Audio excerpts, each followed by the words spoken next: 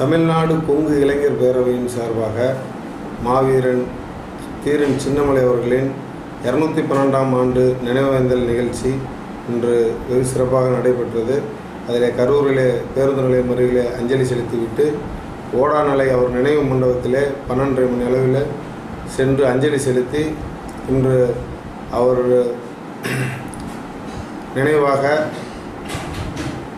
இந்த கூட்டங்கள் வெகு சிறப்பாக அனைத்து மாவட்டங்களிலும் நடந்து கொண்டிருக்கிறது.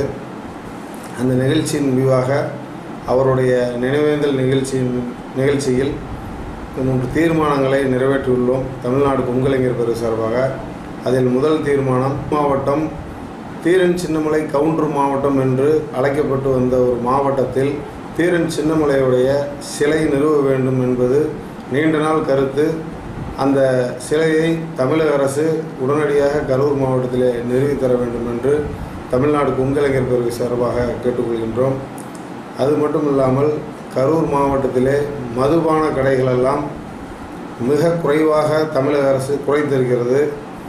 ஆனால் குறைத்தும் கூட அதிக அளவில் பழைய முன்பிருந்த அனைத்து பார்களிலும் உணவு விடுதல்களிலும் தொடர்ந்து வெளிப்படையாகவே மதுபானங்கள் விற்பனை செய்து வருகிறார்கள்.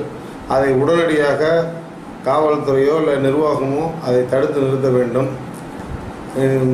விவசாயிகளுக்கு பயனளிக்கும் வழியில் அமராவதி ஆற்றில் நீர்வரத்து தமிழக அரசு திறந்து விட்டதற்கு தமிழ்நாடு கொங்கு இளைஞர் பேரவை சார்பாக நன்றி தெரிவித்து, மேலும் அந்த தண்ணீர் விவசாயிகளுக்கு நேரடியாக சென்று பயனடையும் வகையில் லாரிகளுக்கு மோட்டார் பம்ப் செட் மூலம் விற்பனைக்கு செலுத்துவதை தடுத்து நிறுத்தி விவசாயிகளுக்கு பயன்படும் வகையில் செயல்படுத்த வேண்டுமாய் தமிழ்நாடு கொங்கு இளைஞர் பேரவை சார்பாக கேட்டுக்கொள்கிறோம். மதுபான கடைகள் கரூர் மாவட்டத்தில் அனைத்து இடத்திலும் தமிழக அரசு குறைத்திருக்கும் வேளையில் தொடர்ந்து முன்பு வைத்திருந்த அதே பார்களை, தடை செய்யப்பட்ட பார்களில் வெளிப்படையாகவே உணவு விடுதிகளிலும் போலி மதுபானங்கள் அதிகமாக கரூரில் விற்பனை நடந்து வருகிறது.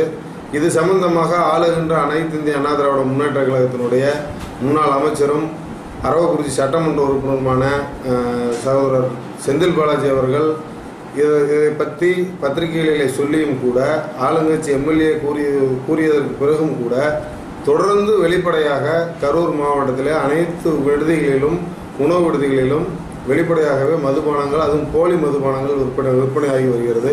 அதை உடனடியாக அரசு தடுத்து நிறுத்த வேண்டும்.